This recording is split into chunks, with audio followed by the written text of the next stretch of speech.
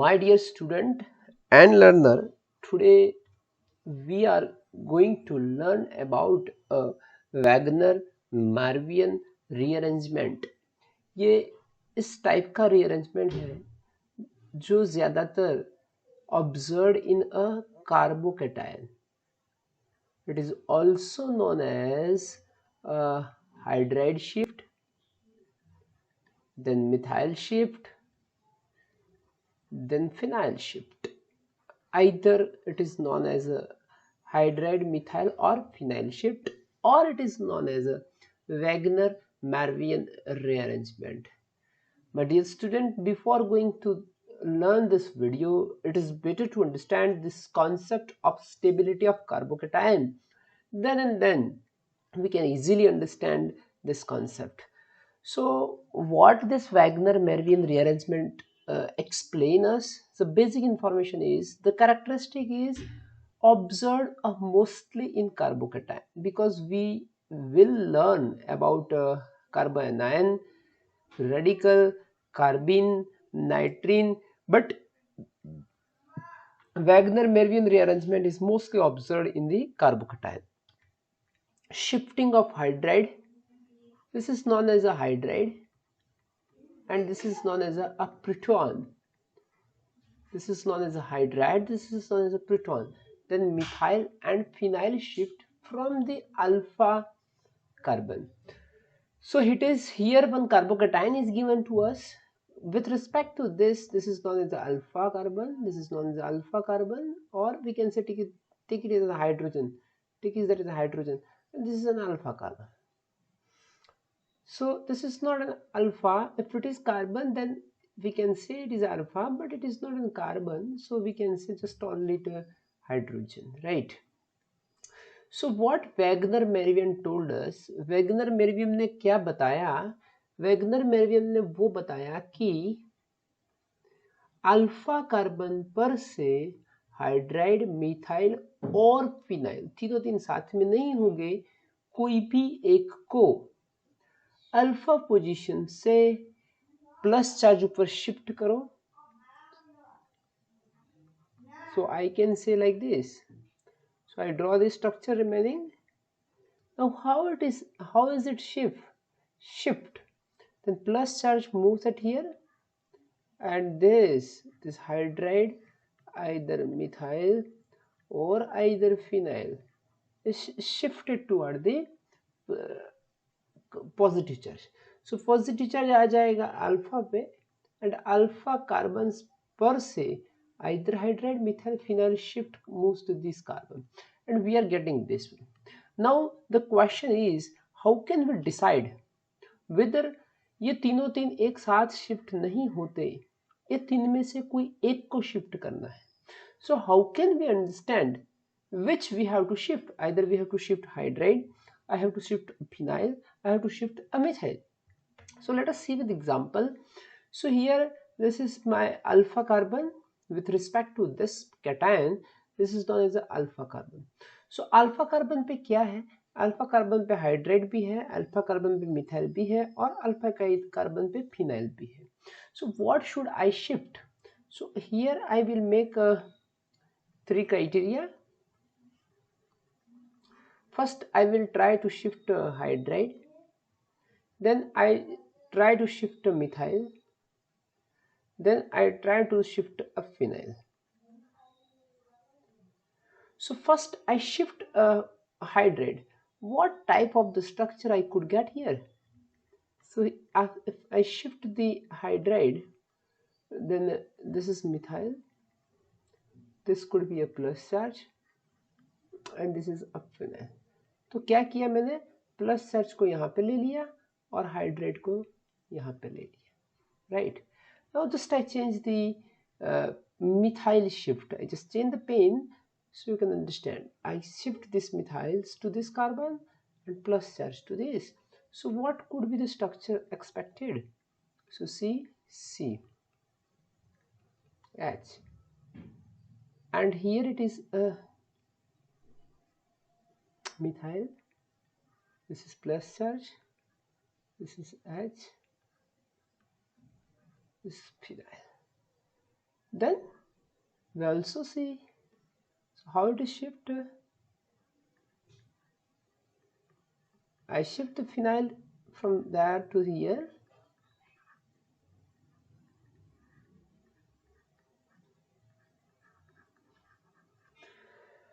So among a shifting, ये सब shift कर दिया, उसके बाद हमको 3 स्ट्रक्चर मिलते हैं।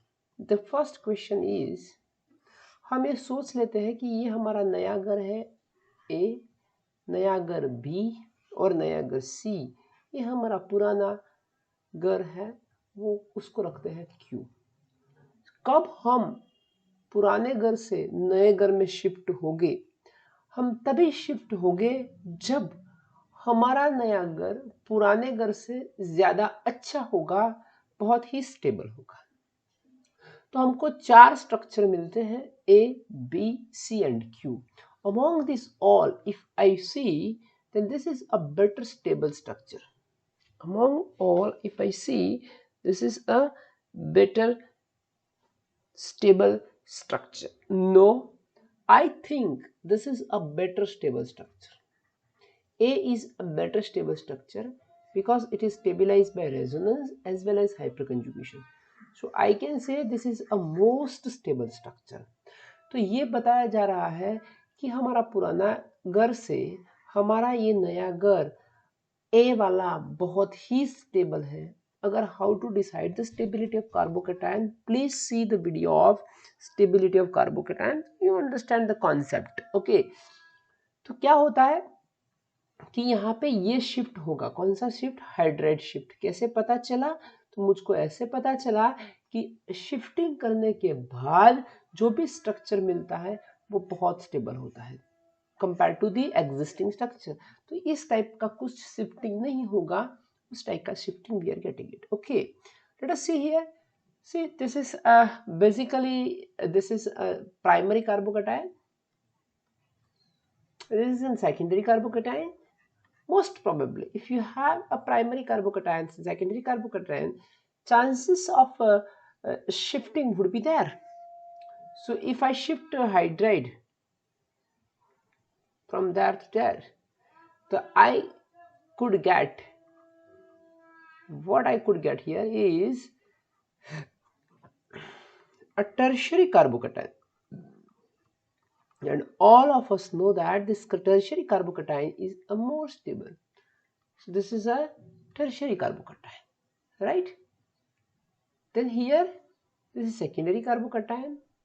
If we shift a methyl or alkyl shift, mostly methyl ही होगा, methyl. So what we are getting here are carbon R, then this is plus,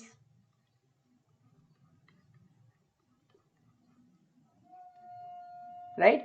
So this is an tertiary carbocation. तो उसमें alkyl और hydride में से तो कौन shift हुआ? Hydride shift हुआ। तो क्या हुआ भाई? हमको क्या मिल गया? टर्शियरी। देख लेते हैं, अगर मैं R2 को शिफ्ट करूं तो क्या होता है, just check it here. So C H H plus,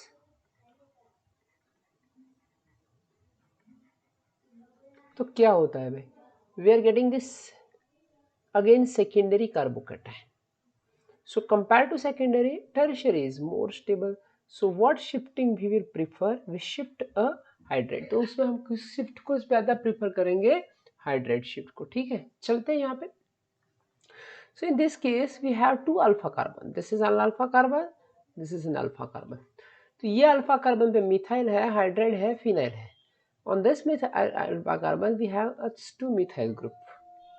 Just we have to check it which shifting is most possible और किस टाइप की शिफ्टिंग हमको करनी चाहिए.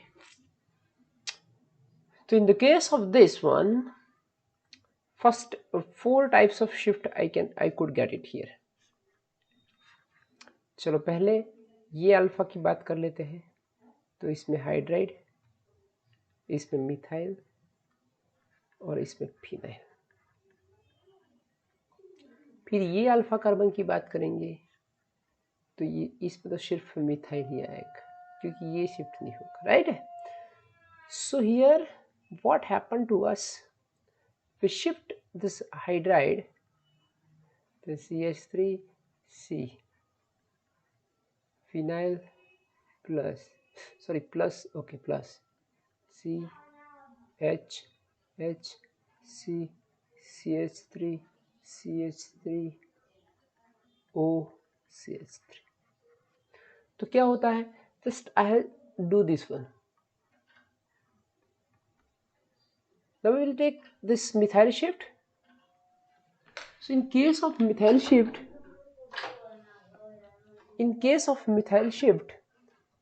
ये मिथाइल यहाँ से यहाँ पे आ जाएगा और ये प्लस चार्ज यहाँ पे आ जाएगा. So what happened to us? So carbon plus charge H, phenyl H, CH3 C, CH3 CH3 O, CH3. इस तरह से हम फिनाइल भी देख लेते हैं. चलो, तो फिनाइल में ये यहाँ पे आ जाएगा और ये प्लस चार्ज यहाँ पे. So what could I get? CH3, this is plus,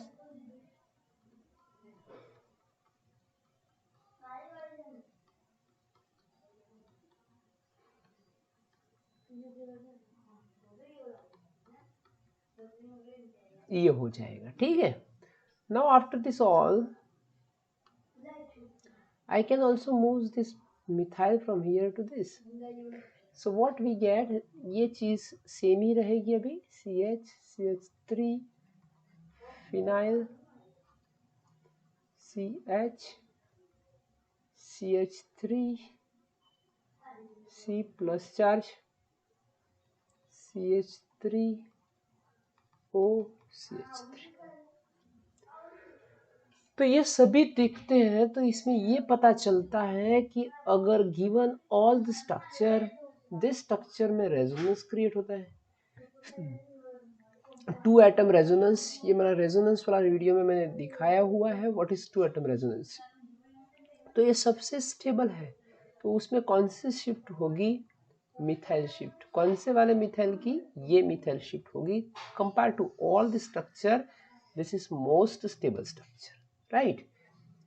अगर 2 एटम रेजोनेंस नहीं पता चलता है तो आपको मेसोमेरिक इफेक्ट दिखनी ही चाहिए. Then we have this one. Let us see. This is alpha, this is alpha, this is alpha. So from this alpha carbon I shift this one. Then what structure I could get is C, CH3, CH3, C, CH3 plus OH. Fan करो कल. सो ये हो गया, ये shifting की बात हो गई. Now we will see the shifting of this methyl group. Sorry, यहाँ पे मिथाइल नहीं होगा. ये प्लस चार्ज यहाँ पे और हाइड्रेट यहाँ पे. सो क्या हो जाएगा यहाँ पे?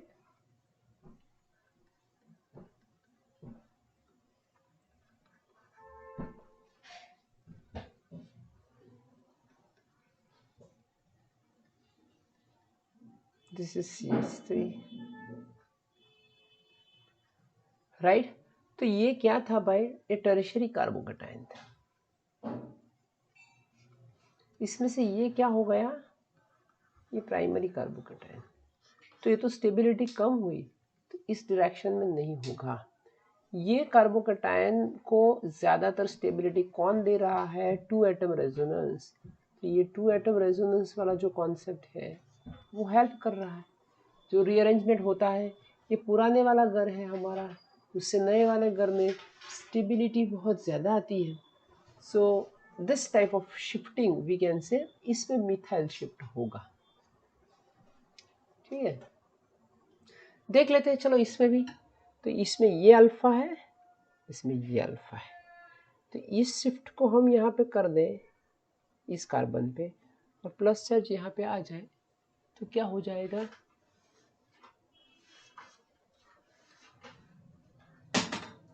ये प्लस चार्ज आ गए. तो तो शिफ्ट होता है, तो प्लस चार्ज आएगा, हाइड्राइड मिथाइल और फिनाइल में से कुछ वहाँ पे चला जाएगा, तो इस टाइप का स्ट्रक्चर हमको कुछ मिलता है। Now this is the concept of ring expansion. तो बच्चों रिंग एक्सपांशन में हमें ये देखना है कि हमें इसमें रिंग को ओपन करना है।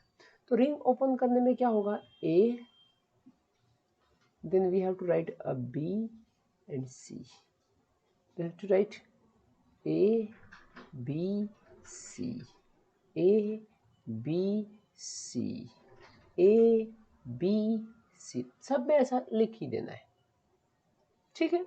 ये कहाँ से स्टार्ट करना है, we have to start the A from the positive charge, from that positive charge से हमने कर दिया, उसके पास वाले कार्बन बी से जाएगा सी पे, और सी से बनेगा ए पे, और ए और बी के बीच का बॉन्ड ब्रेक हो जाएगा।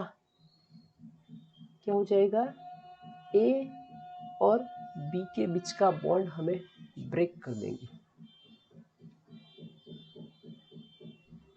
ठीक है। तो इसमें भी यहाँ पे क्या हो जाएगा, if you will see here, तो ये शायद ए और बी के बीच का नहीं, बी और सी के बीच का बॉन्ड ब्रेक करना है। तो क्या होगा, इसमें एक्सपेंशंस के बजाय यहाँ से जो प्लस चार्ज है वो बी पे आ जाएगा, ठीक है। तो यहाँ पे भी कर लेते हैं, बी से सी, सी से ए, और ए वाला प्लस चार्ज बी पे, तो बी और सी बीच का बॉन्ड ब्रेक कर देंगे। तो ये कैसा हो जाएगा, इस तरह से 4 मेंबर की रिंग हो जाएगी, यहाँ से बी आ जाएगा, प्लस चार्ज आ जाएगा। चलो फिर से यहाँ पे बी से सी, सी से ए, और ए से प्लस चार्ज कहाँ पे आ जाएगा, बी पे। तो हमें क्या मिल जाएगा यहाँ पे,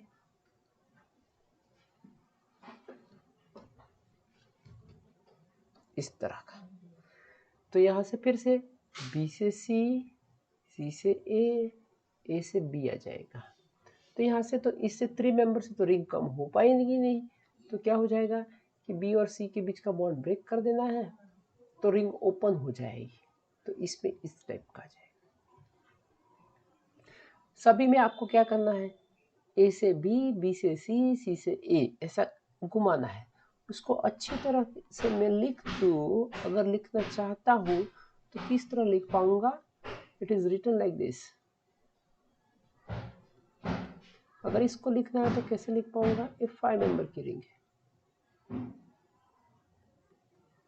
ये 3 मेंबर की रिंग है, और ये ओपन रिंग है।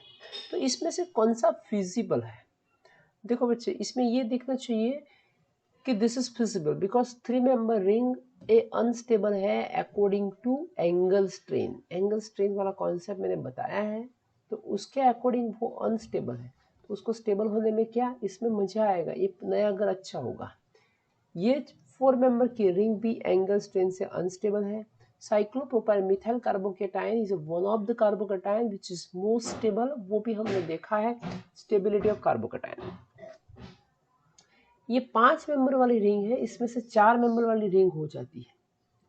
तो ये जो कॉन्सेप्ट है 5 मेंबर वाली रिंग तो बहुत अच्छी होती है और बहुत स्टेबल होती है according to angle strain compare to the 4 member. तो ये हम नहीं करेंगे, इस टाइप का रीअरेंजमेंट नहीं होगा, क्योंकि नया अगर हमारा अनस्टेबल है 4 मेंबर से, हमको एंगल स्ट्रेन से वो भी पता है कि 6 मेंबर की रिंग सबसे ज़्यादा स्टेबल होती है, तो उसमें से 5 मेंबर में हम जाना प्रिफर नहीं करेंगे। तो रिंग एक्सपेंशन में क्या होगा, 3 और 4 मेंबर में रीअरेंजमेंट होगा, बट 5 और 6 मेंबर में रीअरेंजमेंट नहीं करना है, ठीक है। चलते हैं आगे, रिंग इंट्रैक्शंस। रिंग कॉन्ट्रैक्शन में क्या होगा कि रिंग क्लोज होगी, रिंग क्लोज होगी। इसका मतलब क्या हुआ कि जहाँ पे प्लस चार्ज है, इसके करीब वाले कार्बन से यहाँ से स्टार्ट करो, इस पे, ये उस पे, और ये इस पे। यहाँ से भी ये सही होगा कुछ, यहाँ से स्टार्ट करो, तो ये जो है ये इस पे, और ये इस पे, और ये कहाँ पे आ जाएगा, यहाँ पे। फिर ये यहाँ पे और ये यहाँ,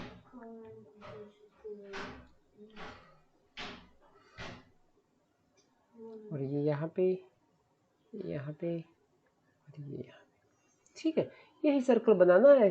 प्लस चार्ज के करीब वाले कार्बन से हमें ये सर्कल वो प्लस चार्ज तक घुमाना है। तो अभी क्या हो जाएगा इसमें कुछ ऐसा हो जाएगा कि ये 4 मेंबर की रिंग की जगह पे वो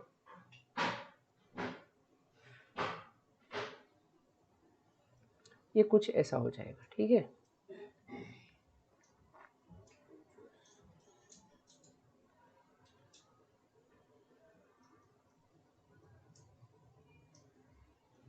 ये कुछ ऐसा हो जाएगा।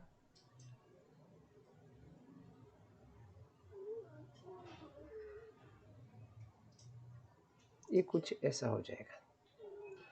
तो इसमें मैंने क्या किया कि ये जो बॉन्ड है, ये बॉन्ड को हम ब्रेक करते हैं।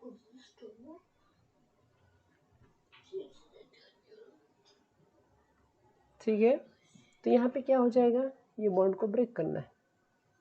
यहाँ पे भी आपको लिखना हो तो बी और सी को हमने ब्रेक किया था, तो A B C, A B C, A B C, A B C, B और सी को ब्रेक कर दो। वहाँ पे भी हमने यही किया था, इसमें भी बी और सी को ब्रेक किया था। तो यहाँ से बी और सी को हम ब्रेक करेंगे तो क्या मिलेगा यहाँ पे आपको,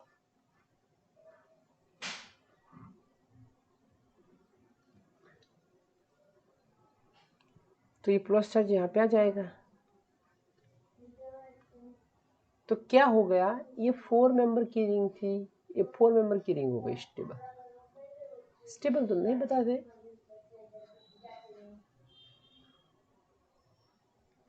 ये 5 मेंबर की,